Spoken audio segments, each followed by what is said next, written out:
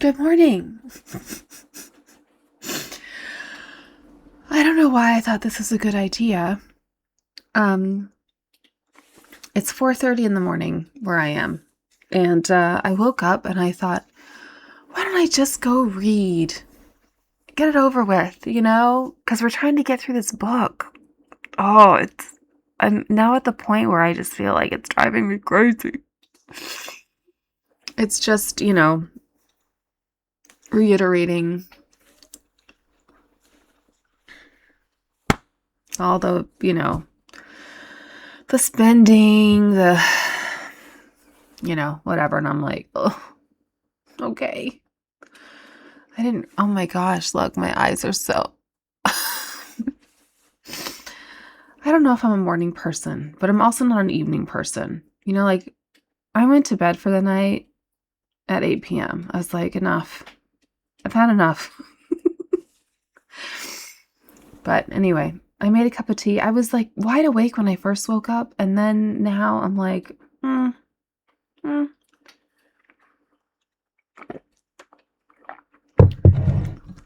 Anyway, let's continue reading. I'm so sorry for my sleepy state, but it's among friends. Okay.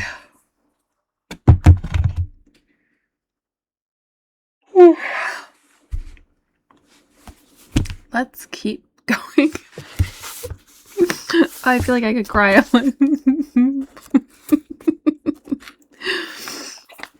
It's no shade to Andrew Lowney at all. It's the subject matter,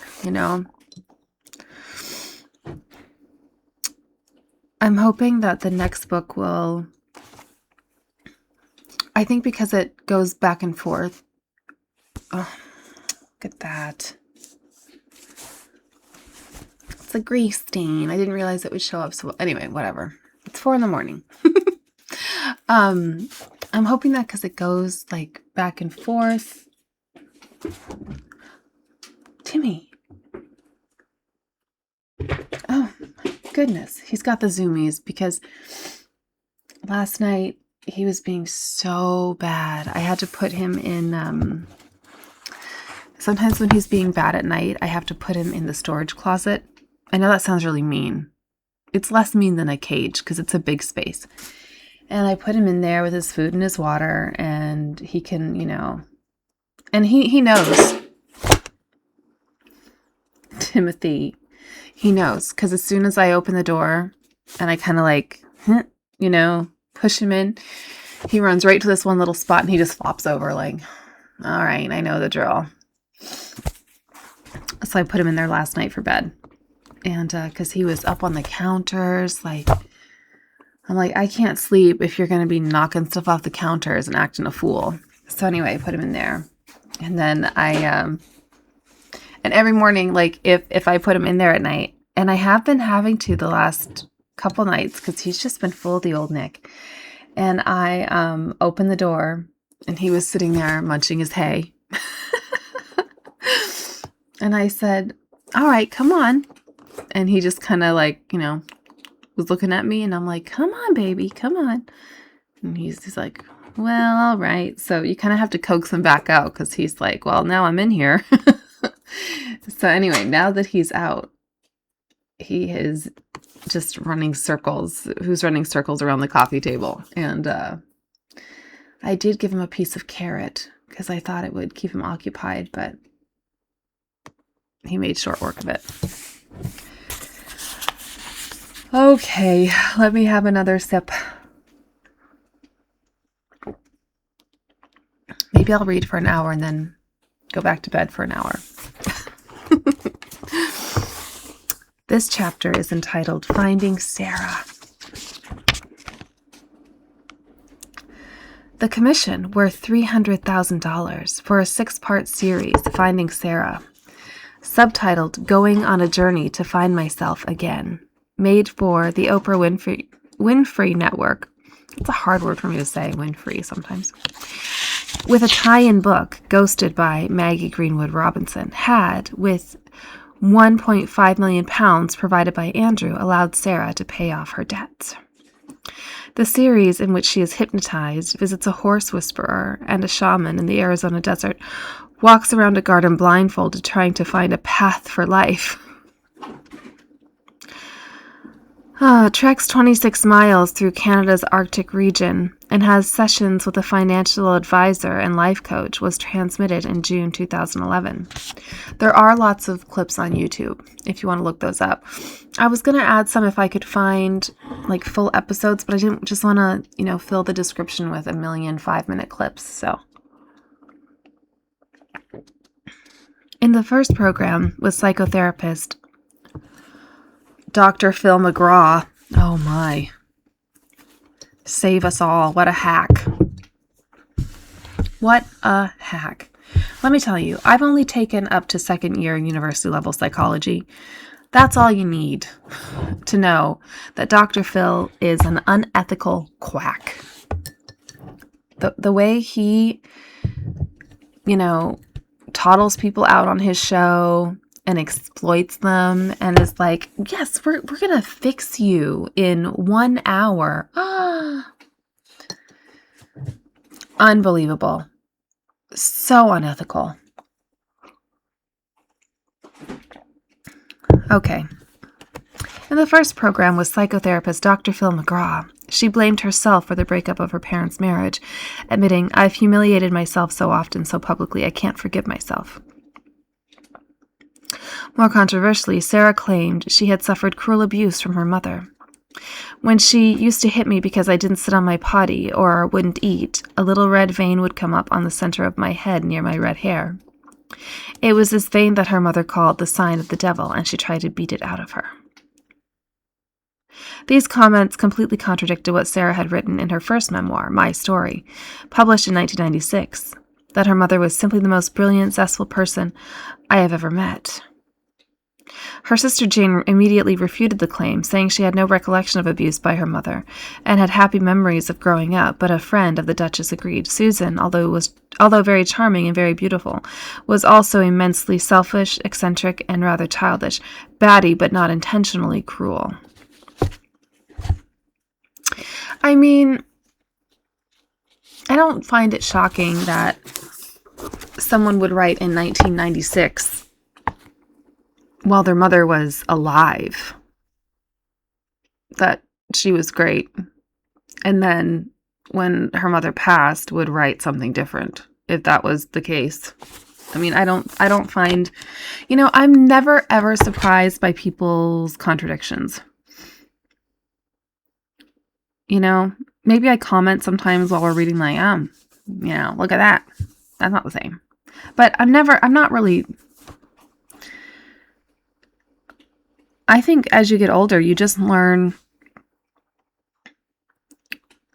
that people are full of contradictions. And, I'm full of contradictions. You are full of contradictions. And I've seen people, my mom and I were talking yesterday, and she said, one thing I've learned in life is that the person closest to you can turn around and stab you in the back, And I said, yeah, that's totally true. Like anyone can turn on you, it's just how life goes. I mean, you don't live in fear of the contradictions of people or people turning their backs on you, but that's just how it is, right? So it's like not surprising. And I don't find it at all shocking that, if this was true, that Susan was abusive. I don't find it shocking that she would not say that when her mom's alive in a book and then turn around and set the record straight once she had passed.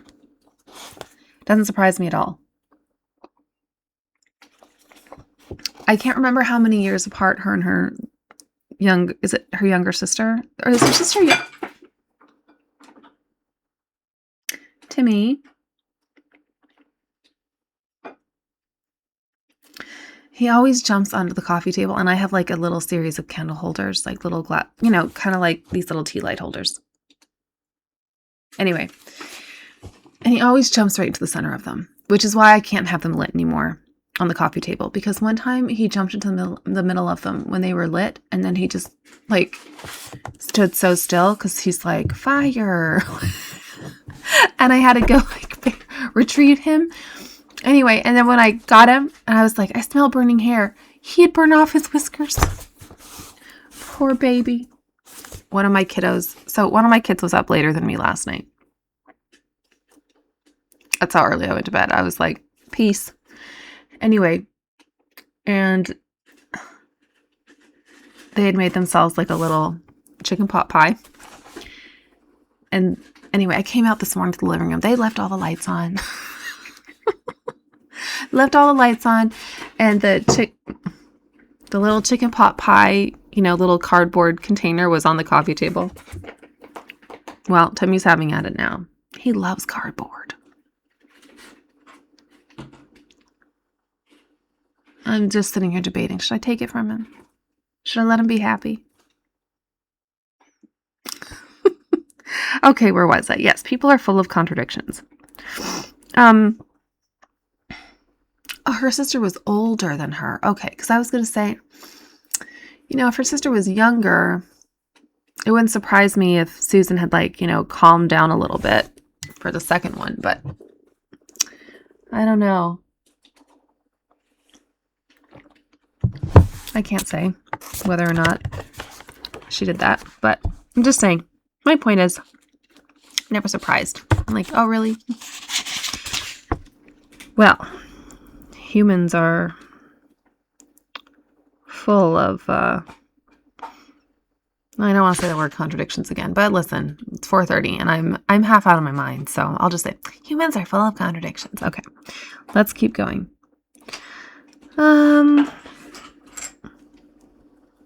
Now he's in the checker pieces.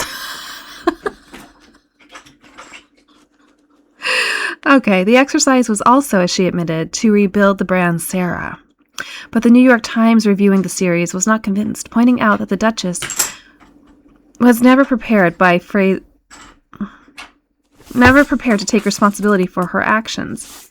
The sting operation was explained by phrases such as self-sabotage and people-pleasing addiction. The huge debts because of her over-generous nature. It accused her of trying to cash in on her pariah status, suggesting the series provides an invaluable lesson in celebrity self-help. The Daily Mail went to town on the claims that she had made on television and in the book, in an article, The Duchess of Delusion, how Fergie's shamelessly self-serving book is as airbrushed as the cover. Oh,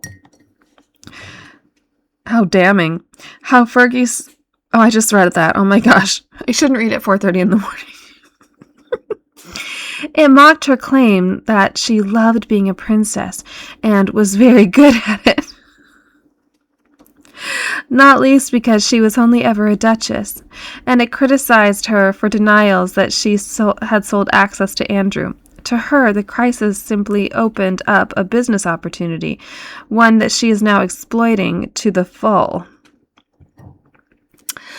Other media were similarly not taken in. When Michael Usher, interviewing her on Australia's 60 Minutes, played a video of the fake shake sting, Sarah walked out and demanded the segment be cut. They then promoted the Duchess's performance, with her snapping and glaring at Usher, rolling her eyes and demanding, "Delete that bit," as the weirdest interview you'll ever see. Usher described her as icier than the wilds of the Arctic. I'll put this in the description because that video is on YouTube. Oh, look at my bloodshot eyeballs.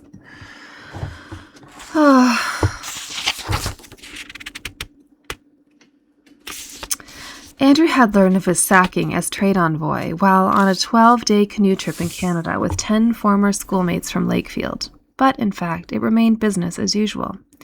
He wrote on his website, "As the evolution of my role continues apace, I have decided that the label I gave myself when I began this role of special representative has served its purpose, and it is no longer necessary to the work that I do today, and more importantly, in the future." The label that I gave myself. Did he give himself that label?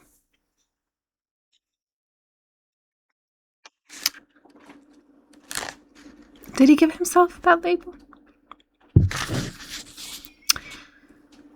just feel like there's no, in real life, imagine if, one of us, bit the biscuit and at work or something, and then we went on like our Facebook account and was like, I have now decided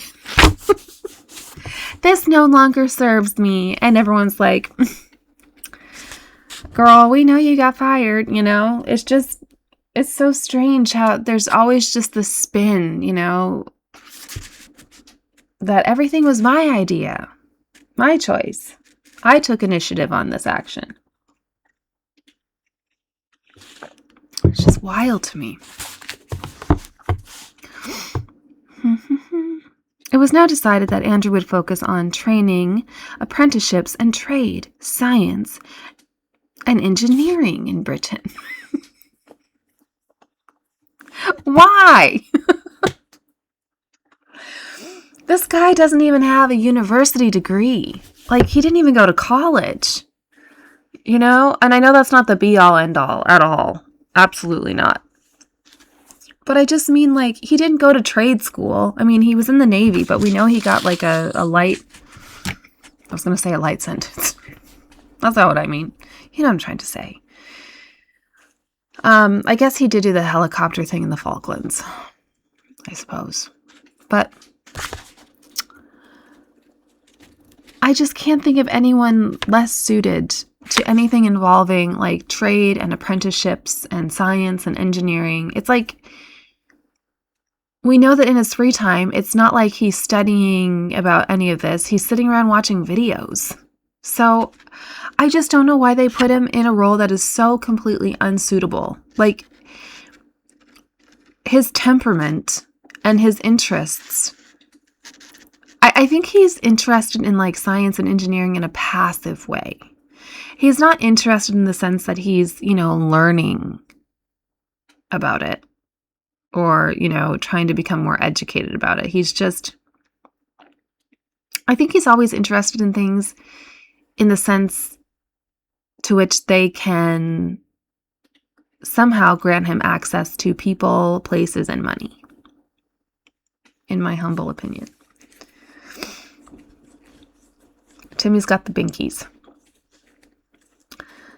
That means he's very happy. If you don't know what binkies are in a rabbit, it's when they're just like sitting there and then they suddenly just like kaboing. And it's like this expression of joy. And he'll do this thing with his head where he'll just be sitting there and then he's like, and that also means he's very, very happy as well. Timmy, why don't you have a little nap? He's like, no way. You just released me from my cage. Hi, buddy. Come over here so people can see you. Someone said, please don't read this. I'm like, okay. Okay. I hear you. We won't. Okay, maybe sometime I will. But in like in a mocking manner, because some of the first chapter I was like, what is happening? Timmy, come here, baby. Come here, baby. Come here. Come here. Over here. He's like, how do I get? Come on. Come here. Come here, baby. Come on. Come on. Come here.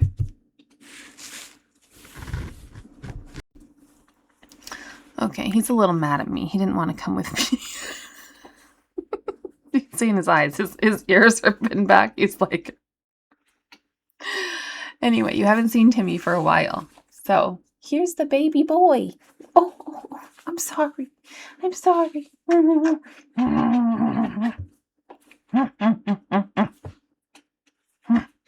The cat is watching me from across the living room and he is so offended. He is like, how could you? He's a good baby. I don't know if you can see the fur flying because he's upset. Oh, I thought you loved me. He's like, I do, but don't want to be held. Okay, there you go. He likes to be held, but on his own terms. All right, what were we yapping about? I have talked more than I've read in this. I'm starting to wake up a little, though. Maybe. Oh, yeah, I was saying, like, why in the world? I'm sorry. Did you hear that? That's what they do in their... I'm sorry.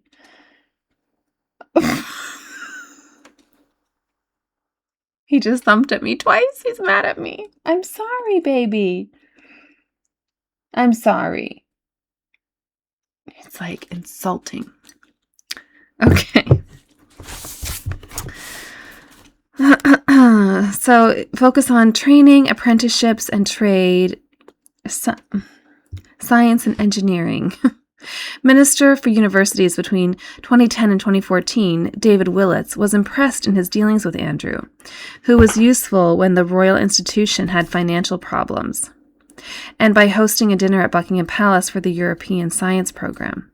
He was conscientious, genuinely interested in science and technology, and good at asking questions. I found him approachable and a force for good. You know, it's like I said, people are so contradictory because and sometimes I can't tell if, is this something that was said right after this event? And this guy's trying to garner some cash, for the Royal Institution. So what's he going to come out? He's going to come out and be like, Prince Andrew's a total knobhead. Obviously, he's going to say good things. As part of his role as a member of the royal family responsible for science,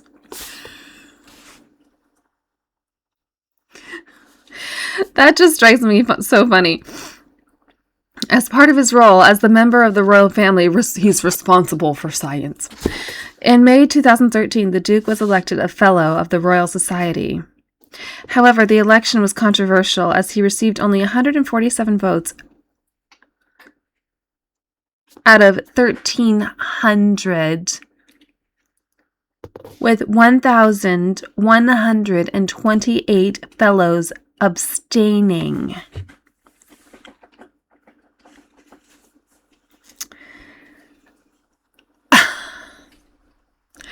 The ballot paper only allowed members to choose yes. So all those abstaining mean no. Oh, my Lord, my Lord. David Colquhoun, a member and professor of pharmacology at University College London, spoke for many. The Royal Society was founded to advocate the idea that science is what matters, not deference to authority. The exception seems to be deference to royal blood, but it is taking deference too far to elect Prince Andrew. Good for him. In spite of his standing down as special representative, little appeared to change. At the end of August 2011, Jeffrey Epstein wrote to J.P. Morgan suggesting Andrew could make a possible investment partner because he is now allowed to make money. Is he? Like, sure, he stepped down from that role, but he's still a member of the royal household, so...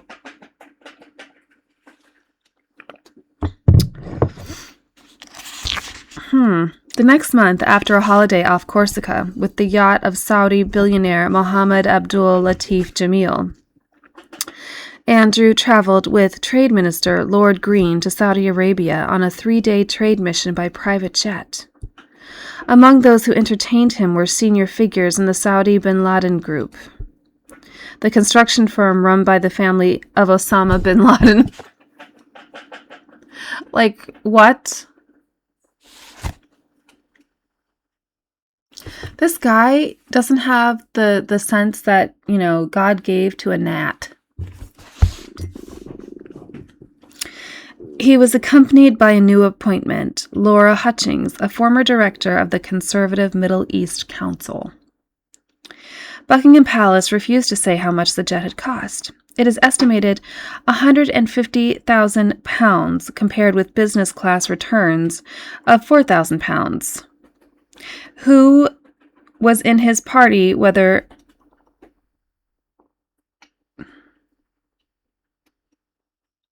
Andrew stayed on after the official engagements were completed.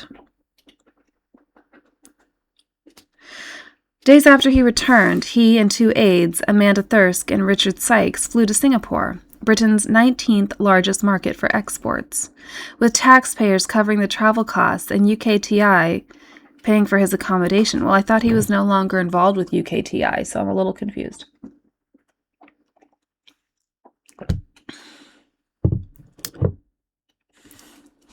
UKTI paying for his accommodation expenses and in-country travel.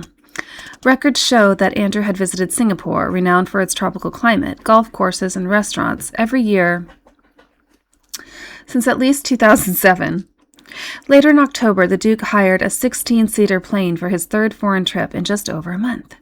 This time to the Far East for 2 weeks, charging the government the cost of a business class ticket. Buckingham Palace declined to say if he had been lent the plane by a wealthy friend. His private secretary and equerry traveled to China on commercial flights at taxpayers' expense before, one newspaper noted, joining him on a private jet for the rest of the trip, suggesting that he may be traveling with unidentified private companions. In November, Andrew was in Qatar, again accompanied by Hutchings and Sykes, who was now described as a diplomat, where he met 4 Qatari royals and attended a reception given by Shell, which owned large gas fields in the country. From there, he had further meetings in the UAE, before taking a 5-day holiday in Abu Dhabi as a guest of its royal family. His office refused to explain a mysterious gap of 4 days for a private trip between leaving Britain by private jet and arriving in Qatar, but the suspicion was that he had been in Azerbaijan. This guy, I mean,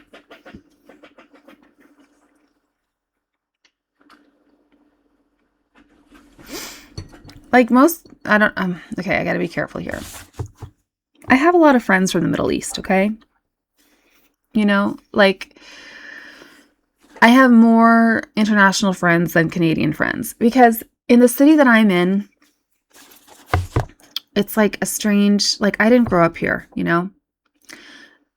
And if you didn't grow up here, it's really hard to make friends, because everyone has the same friend group from the time they were like knee-high to a grasshopper. So it's really hard to like break into a local friend group, because they've all been friends since before high school, even. I know, he just thumped at me again. And, people are very friendly here, but they don't like want to open their friend group to you because they just don't feel the need, you know? So all of my friends are international students. And I will tell you that the friends I have from the Middle East, they don't even like the Middle East. You know, like they don't want to be in the Middle East. That's why they're here. And it's just baffling to me that Andrew seems to love the Middle East. And I'm like, why? What's he doing over there that he can't do anywhere else? Because he's there so much.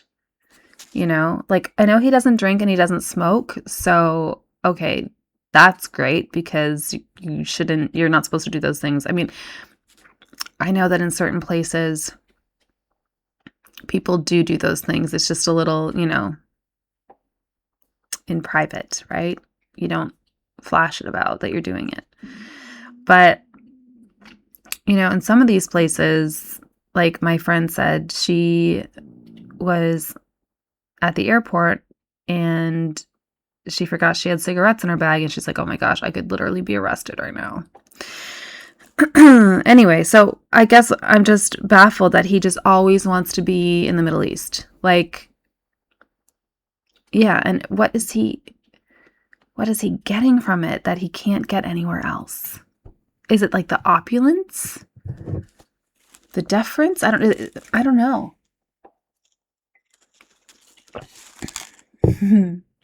He's flopped down beside me. I know he likes, he's beside the heater, so it's really probably not because of me. I know he likes the jokes about women. So maybe that's it. In January 2012, Andrew was at the World Economic Forum in Davos. Even though the Prime Minister David Cameron and his Chancellor George Osborne were there representing British interests. The Duke hired an 8-bedroom ski chalet with its own sauna, chef, and chauffeur at a cost of £13,000 for a week, charging the 2 days of the forum to the government before staying on for a holiday. Sir David Wright, a former ambassador to Japan, had come across the prince when Wright was chief executive at British Trade International, and then as a senior advisor to Barclays. He remembers Andrew being effective in the early days. He very much did what people wanted him to do. He was very enthusiastic, keen to have good relations with the business communities, and gave lots of dinners. Later at Barclays, we arranged events we knew he'd attend, such as golf competitions. But as time went on, Andrew became a problem, insisting that more and more of his personal chums be invited to the event at Davos. For Wright, it became more about the Duke's own interest rather than Barclays, an opportunity to exploit the job for his own benefit. When the former ambassador told him so, it did not go down well. Chris Bryant, the former Europe minister, became increasingly critical of the Duke. The government needs to come clean about this, he stated, after it was revealed that over the previous 6 months, Andrew had had meetings with 15 ministers from foreign governments in Qatar, Hong Kong, and Saudi Arabia, had taken part in 5 dinners and lunches abroad in aid of British trade, and the Duke's meetings with the Azerbaijan leader, Aliyev, had not been announced in the court circular. Despite criticism of Andrew the previous year, when the government had let it be known they were dispensing with the Duke of York services, now it was business as usual, said Bryant. There should be no secrecy about whether the British taxpayer is paying for the Duke's travel. If he is going to shake hands with the King of Bahrain, we need to know what is going on. People will continue to ask whose interests he is really representing. Yeah, no kidding. All fair points. In July 2012, the annual report into royal public finances for the previous tax year was released. It showed Andrew had clocked up £378,000 on flights, including, after he stepped down as special representative, £81,000 in September on a private jet to Saudi Arabia, and £72,250 on a private jet to the Far East in October. The same month, July, he had flown by private helicopter to attend a dinner at Lancaster University and to meet injured soldiers at Selly Oak Hospital in Birmingham, neither previously scheduled, before staying 2 days to watch the Open Golf. His £100,000 Range Rover with personalized number plates had been driven up and back so that he could use it when he was away. He returned by helicopter at a total cost of £3,000. In September 2013, Andrew paid a 3-day visit to Indonesia in recognition of the fact that Britain needed to develop stronger trade links. The ambassador, Mark Canning, remembered him listening carefully and doing what one hoped he would do. The visit was a success. But a coarse joke about peeing himself after spilling water down his front shocked his audience at one important lecture, and he proved to be a demanding guest, requesting to stay at a local hotel instead of within the embassy compound, causing extra security headaches for his close protection team. I mean, on one hand, if you do spill water down your front and then you have to get up and make a speech and it's clearly visible, I don't know. I mean, you obviously have to make a little joke, right? And I don't know what other joke there is. I mean, I think all of us would be like, I promise I didn't have an accident. You know, I don't know how he phrased it. I'm sure it was indelicate.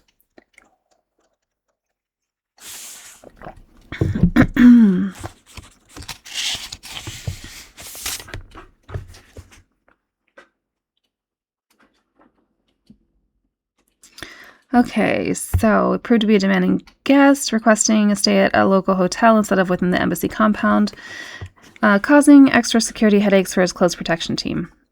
Guys, I think I might be perimenopausal because my ears are always itchy. Like always. They drive me crazy. Okay, for anyone, it says, okay, on YouTube, my analytics say that 92% of my viewers are female,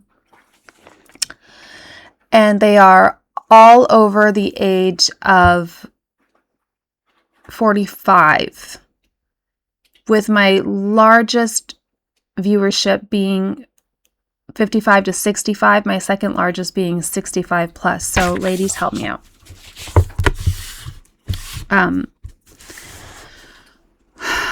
I mean, I think I'm young to start perimenopause, but I don't know. And it's just my ears are so itchy. And then sometimes, like, how did you know did you know when you were in perimenopause, or did you not know?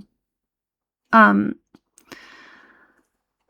sometimes I wonder if it's just psychosomatic, because I never had itchy ears until I watched this reel, honestly, like 6 months ago, about a woman saying how itchy her ears were. And then it was literally like the next day my ears started feeling itchy. So I'm like, is this real, or did I just feel like they were itchy then and then start, scratching at them? And now maybe I've actually created a problem where now they're dry and they're like, and I'm always like, so please help me out here. Like, how would I know? I don't really have night sweats. I sweat at night if I'm wearing something that isn't like 100% cotton. And my mom says, that's not perimenopause. That's not a real night sweat. She said, because in a real night sweat, it doesn't matter what you're wearing or not wearing. You're going to be sweating. If I have anything on that has any polyester, my cleavage will just be a wash of sweat. Okay. I'm just looking for some wisdom. Help me out. Totally off topic. Okay.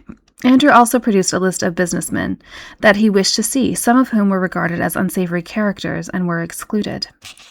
There were also pompous instructions about his likes and dislikes, and he arrived with his usual massage table.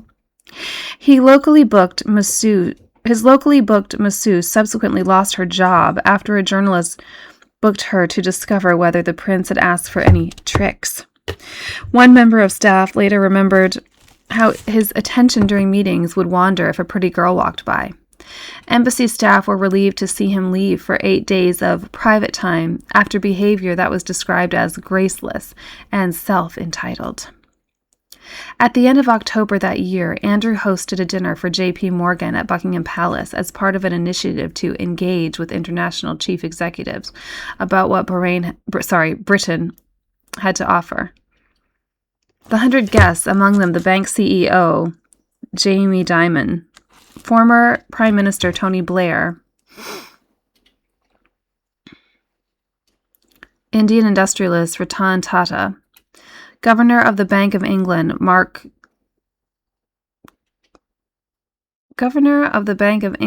Carney. Is that our Prime Minister? Is it the same Mark Carney? He's an economist.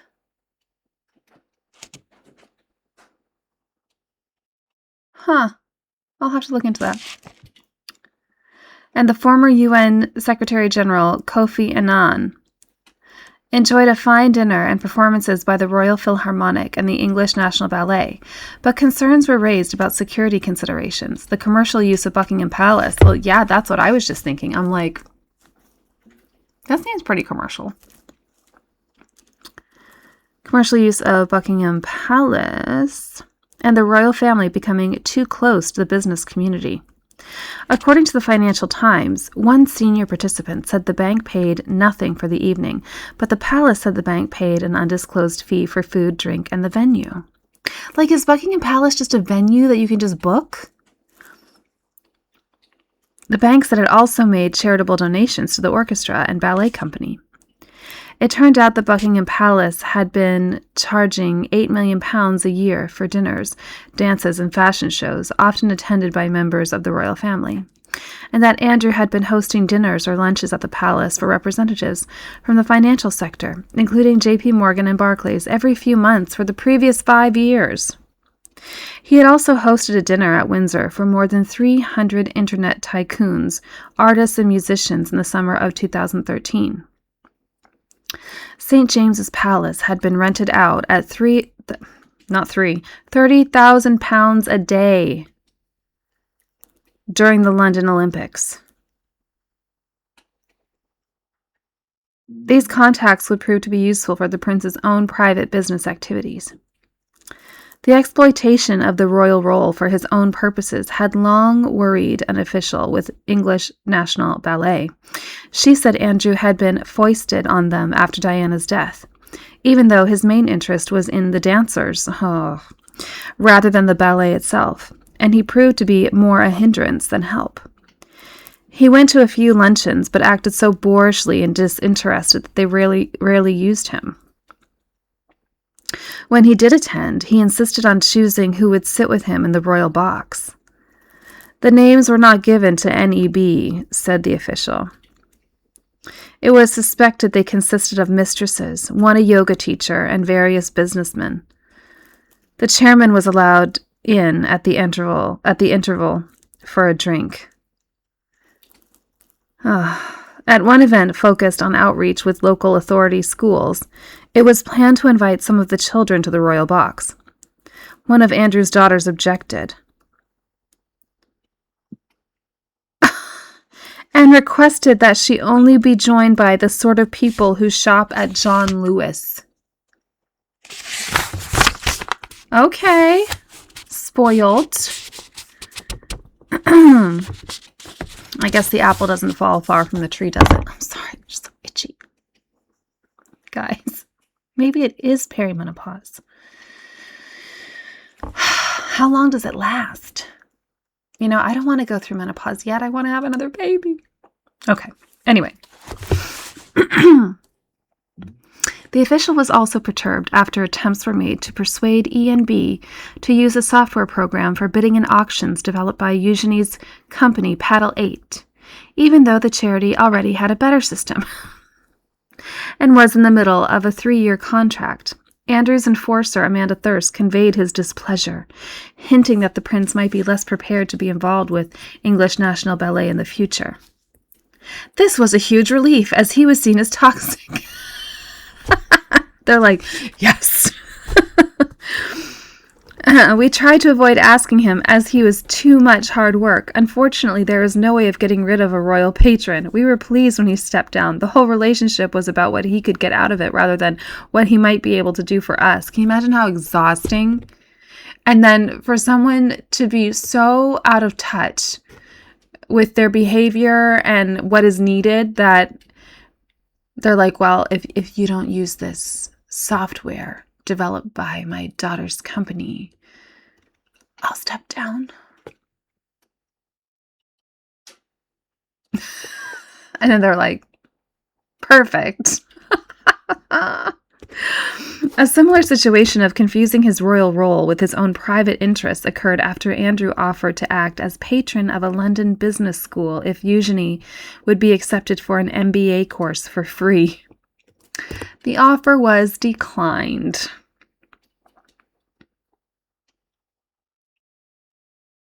I have no words.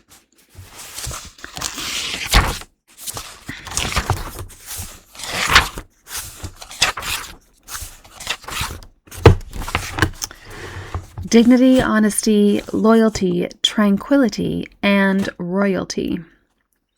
Meanwhile, his ex-wife, who had just been made a global ambassador for the Not for Sale Fund, which campaigned against human trafficking, how ironic, was spending 19 days at an exclusive health resort in Thailand. The Kamalaya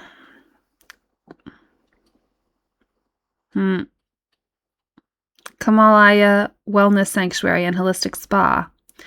Guest of its owners, Karina and John Stewart. Detox breaks at the 5-star retreat cost around £300 a night. It was her third freebie there that year, having visited in January and there again in April, paid for by Oprah Winfrey, when Prince William had married Kate Middleton and she had not been invited to the wedding. The Duchess devoted 35 pages to the Stuarts and their magical retreat in Finding Sarah. I'm so glad I didn't buy that book. Oh my God. Can you imagine reading 35 pages talking about these people in their health spa? And was interviewed at the resort for her television series. She teamed up with a fragrance candle tycoon to market a series of tea-scented candles. Dignity, honesty, loyalty, tranquility, and royalty.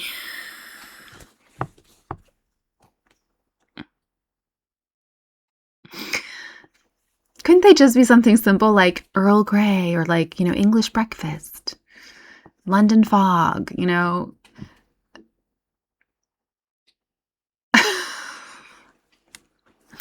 All right, tea-scented candles, dignity, honesty, loyalty, tranquility, and royalty, each embossed with a regal S and a superimposed crown, and with all profits going to her charitable foundation.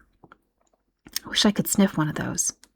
She had also become involved with a playground for the rich on one of the last undeveloped stretches of Brazilian coast, against opposition from environmentalists who pointed out that it was a protected UNESCO reserve, home to an endangered species, the hawksbill turtle, and a rare lizard, the natal pygmy gecko. The 3,500-acre site was to include a soccer academy headed by David Beckham, with 8 football pitches and a 10,000-seater stadium. And the Duchess was advising on a polo center and hoped to set up a foundation to help local schools. Well, can you build on a UNESCO protected reserve? The project was being developed by Torben Franzen and his brother Geir. I think is that a German name? Geir? I don't know. With whom the Duchess was now both romantically and professionally involved. Doesn't she do this? Like, she always ends up romantically entangled with someone that she's, like, working with. I mean, I guess 50% of couples meet at work. So, I don't know. It just strikes me strange. It's like, I don't know. She had first met the finest frozen foods tycoon 8 years her junior. In 2006, I don't know why they have to make a point. I guess in this book, Andrew Lown has been pretty consistent about even saying when someone's younger than Prince Andrew. But I just find in general, like, I don't think he's really mentioned anything unless the person has been 13 years Andrew's junior. But I'm like, 8 years when you're both adults, like, there's 13 years between me and my partner. Like, who cares, In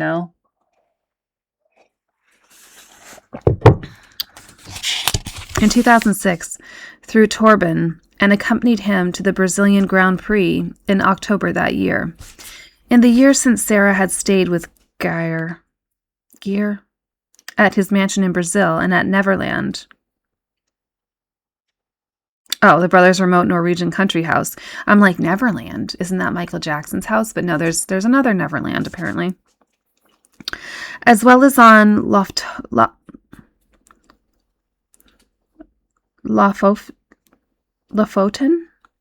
a remote archipelago in northern Norway. Norwegian royal reporter Kjell Arne Totland claimed the Duchess had told him their relationship was spiritual rather than sexual. But royal watchers noticed that Sarah no longer wore the ruby and diamond engagement ring given to her by Andrew. You know what? I love that ring. I love that ring so much that I was online yesterday seeing if I could find something that looks similar. Because I just love that ring. I almost like it more than Diana's ring. I don't know why.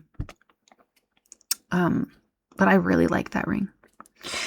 In October 2014, the Duchess celebrated her 55th birthday and the 21st anniversary of Children in Crisis with a star-studded party in the state apartments at Windsor. It was a mark of how she was being brought back within royal circles and another step in an attempt to rebuild her commercial career. She had also lost a considerable amount of weight. Between early October and early December the previous year, she had booked herself a 7-bedroom chalet costing £17,000 a week, paid by the accompanying U.S. documentary crew, as she embarked on a diet and fitness regime with a private chef and her trainer since 1989, Josh Saltzman. In 8 weeks, she managed to lose 3 stone on a special diet of venison for breakfast, half a dozen small meals a day, giving up sugar, alcohol, and gluten, plenty of rest, and 4-hour Nordic walks. She supposedly also wrote 10,000 Christmas cards by hand. She celebrated her achievement in an interview in Hello, promising to disclose how she beat her demons and her special bond with Prince Andrew. This girl, she is always writing, about like how I got my life on track. How it's like every few years she is giving another interview, writing another book, like how I fixed my life. It's like, well, it seems like you fix it and then it falls apart immediately and then you got to fix it again. I mean, did people never get sick of hearing this? Like how I fixed my life? Like, why is it continually getting broken? Like, well, no fix ever sticks. Sarah was revitalized by her weight loss. Oh, I would love to lose some weight. I have lost a little, but I think I've told you all before, that I gained like 50 pounds. I had a rough 2 years. Let me tell you, like it was a rough 2 me setting the book aside, like let's talk. It was a rough 2 years. Okay. I lost both my grandparents. Now I grew up very close with my grandparents. Like, when they passed, so many people were like, oh yeah, I'm close to my grandparents too. And I'm like, no, because I can see how you are when you have to talk to anyone older than your parents' age. And I can tell by that you are not close to your grandparents. Because when you're close to your grandparents, you can talk to anybody. Doesn't matter how old, how young. And, don't give me that. Anyway, my granddad had passed away 2 years ago last month. And he passed in my arms. And let me tell you, I was traumatized. That took me it took me probably a year for the hurt to settle down of that experience. And then my Nana passed in April of this year. And so she passed a year and a half later. And then before that, I was, in this relationship with this guy who, I don't even know if he liked me. I don't know what it was, but I was just so exhausted, and then I'm also a student. So on top of that, and I'm also in theater. So, I was doing theater. I was a full-time student. I'm a mother. I was just in a state. So this guy that I was in a relationship, his parents didn't approve of me. And anyway, so this is this whole thing. And so this was like 2 years ago, maybe a little more than 2 years ago. So it was just like this series of, whatever. And I gained all this weight. I gained 50 pounds. I was just a petite little nugget. And sometimes, I look at clothes that I used to wear and I'm just like, how did I ever fit into something so petite? Anyway, I would like to lose a little. My birthday is on Saturday. And I had big plans to, lose before my birthday, but you know how it goes. Anyway, well, that's part of my story. All right, where are we here? I guess the point that I was trying to get to is I could lose 3 stone too if I had a trainer and I had someone to cook for me and I had the time to get plenty of rest and go for 4-hour Nordic walks.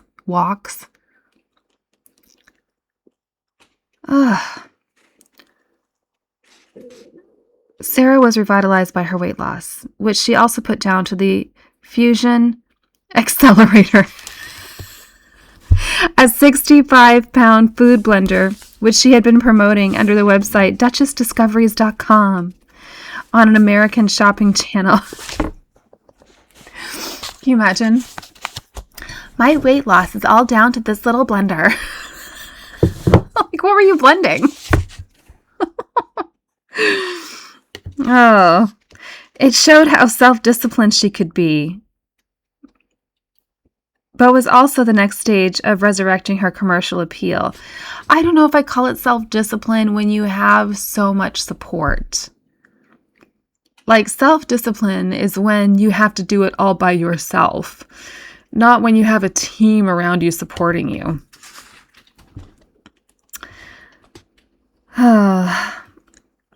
Since the publication of her second volume of memoirs, she had kept a low profile and focused on her charity work. The rebranding was supported by an invitation to stay at Balmoral in the summer of 2014. She had completed a children's book, Fergie's Farm, based on her childhood at Dummerdown, had now filed trademarks enabling her to endorse products, including heated hairbrushes. Actually, I think that would be a good idea because it would probably just smooth everything down. I should see if I can find one. I have a hairdryer that's like a hairbrush. Okay. And was renting an apartment from a friend in Eaton Square, Belgravia. It looked like she was back in business. Andrew, meanwhile, continued to maintain close contact with the president of Azerbaijan, Ilham Aliyev. In November 2014, he made a private 4-day visit to Baku, his 12th meeting with the dictator. Details of the trip only emerged after a British government source tipped off the pressure group Platform, which campaigns against social and environmental abuses associated with the energy industry. The trip was also condemned by groups concerned by the country's poor human rights record. Yeah, no kidding. The same month, Andrew was in Saudi Arabia.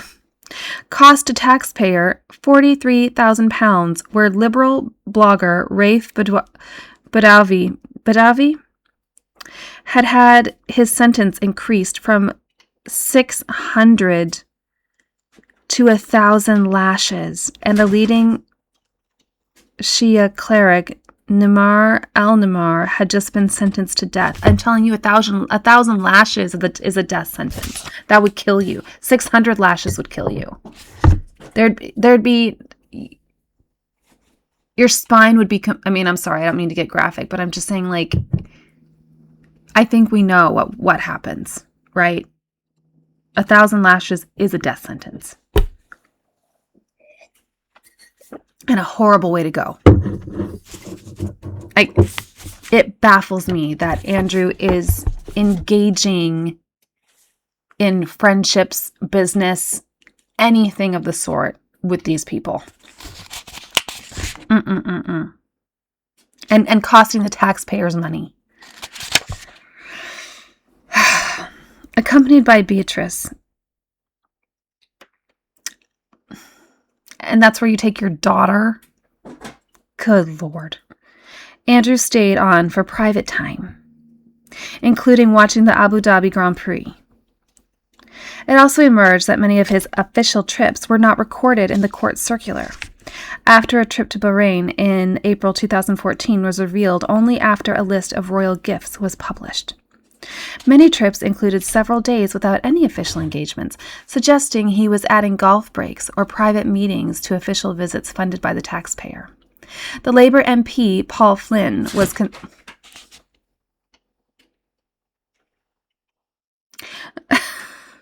The Labour MP, Paul Flynn, was concerned that he is accountable to nobody, and if he is doing this using public funds, there should be more information about what he is doing and what successes he is delivering. His role is very ill-defined. Listen, the Queen needed to take him in hand. And I always say that I like the Queen, but you know what? I'm disappointed. I'm disappointed that she just let him run amok. Like, she never took him in hand. It's like, ma'am, your son, do something, you know? Little did Andrew realize that these criticisms were the least of his problems.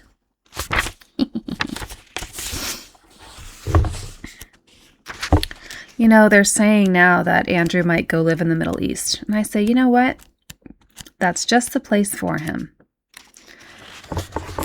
That's exactly where he should go. Incriminating depositions.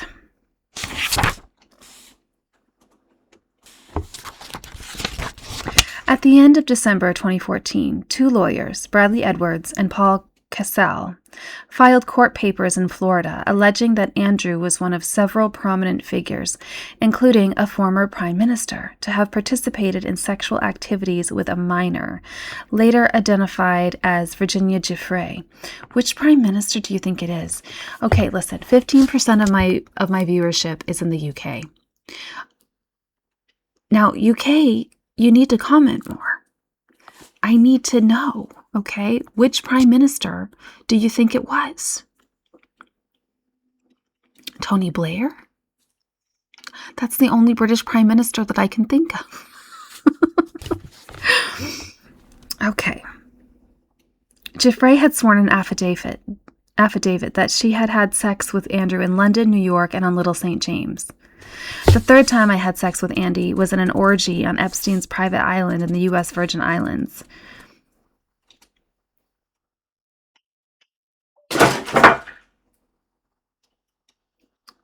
Sorry, I stopped because he was hauling a throw pillow across the sofa. Okay. I was around 18 at the time. Epstein, Andy, approximately 8 other girls, and I had sex together. The other girls all seemed and appeared to be under the age of 18 and didn't really speak English. Okay, trigger. This is rough, okay? We were told to start kissing and touching and to use sex toys on each other. The girls obviously had been trained. Jeffrey and the prince were laughing. And then they undressed. And then I performed a sex act on them. Jeffrey first and then Andrew. It was disgusting.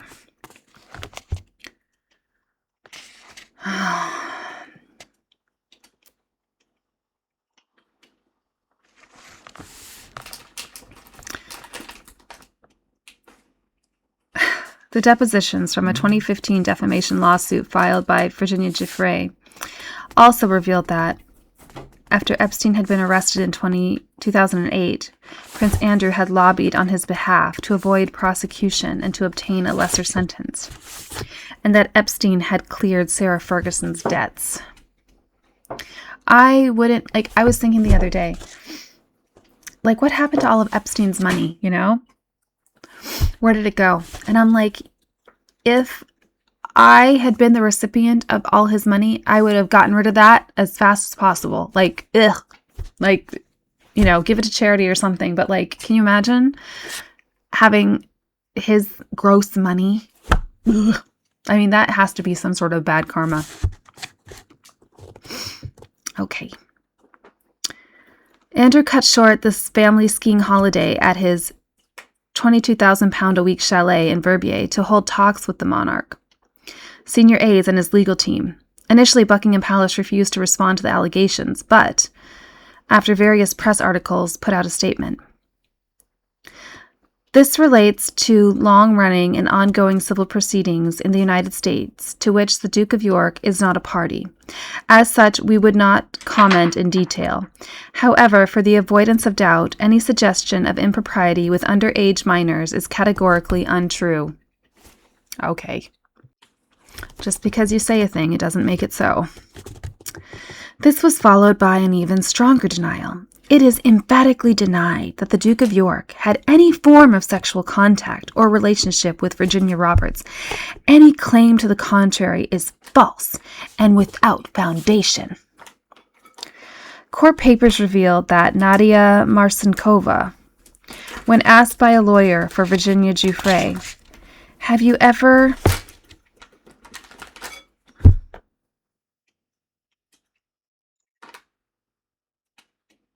Yeah, I'm looking at you. Those kids left a chip bag on the coffee table as well. And it's empty. But he is like salty.